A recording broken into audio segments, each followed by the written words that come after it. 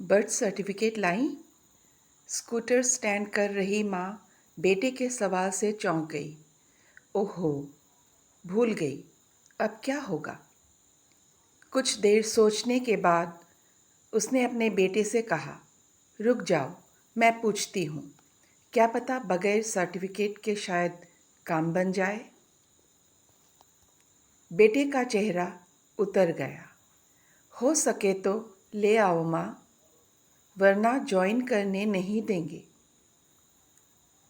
अपने उदास किशोर बेटे को देखते हुए महिला ने निराश होकर स्कूटर स्टार्ट किया। वह असहज महसूस कर रही थी। उसके पीरियड्स के आज दूसरे दिन है। उसे 3 दिनों तक भारी ब्लीडिंग होती है। इन दिनों में उसे ऐसा लगता है कि वह कहीं ना निकले और बस बिस्तर पर लेटकर एक पसंदीदा किताब पढ़कर बिताए या उसके पसंदीदा सिंगर का संगीत सुनकर आराम से रहे। कोई आकर उसे खाना परोसे या सर को प्यार से सहला दे, पर ऐसा कभी होता नहीं, क्योंकि घर पर बस वह और उसका 14 साल का बेटा है। पति बिजनेस के सिलसिले में शहर से बाहर रहता है, तो घर की सारी जिम्मेदारियां उस पर आ जाती है। कभी कभी तबीयत ठीक न रहने पर भी कर्तव्य के खातिर अपने शरीर को ज़बरदस्ती खींचना पड़ता है। घर की खरीदारी करना, बेटे का स्कूल, ट्यूशन, किचन और घर का सारा काम समेटने के बाद रात को वह थक कर चूर हो जाती है। लोग कहते हैं उसे बड़ा खुशहाल जीवन मिला है।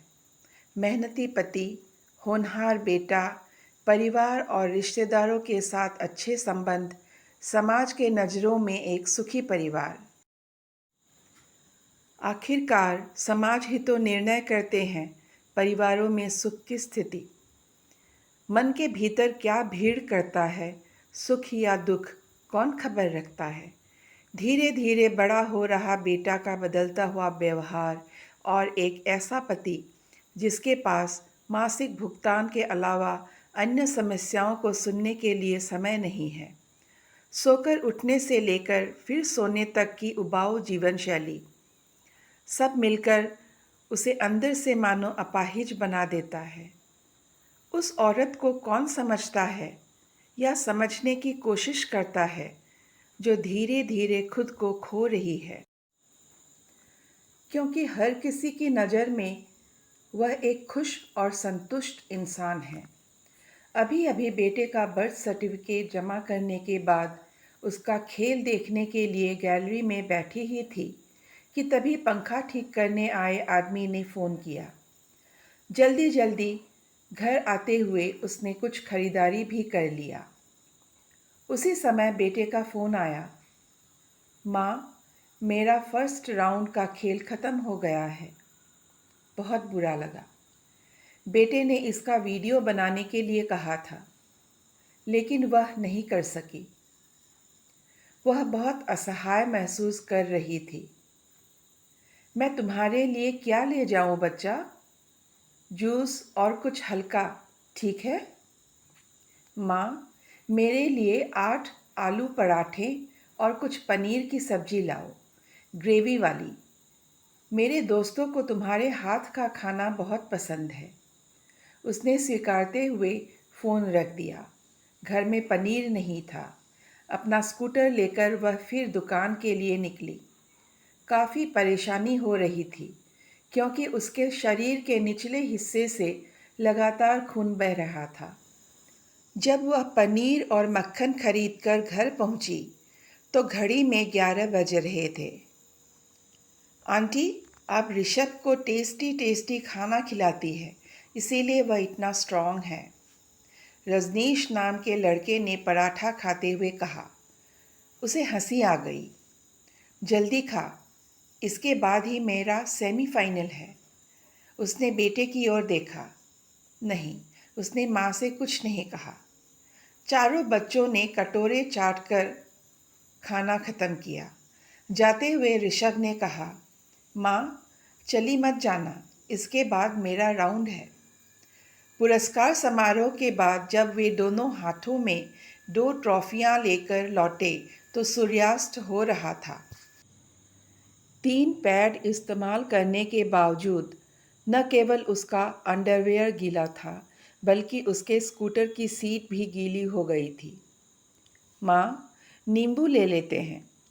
रास्ते में सब्जी व्यापारी को दिखाते हुए ऋषभ ने नींबू लेना चाहा। आज नहीं बेटा, कल ले लेंगे। वह स्कूटर रोकना नहीं चाहती थी।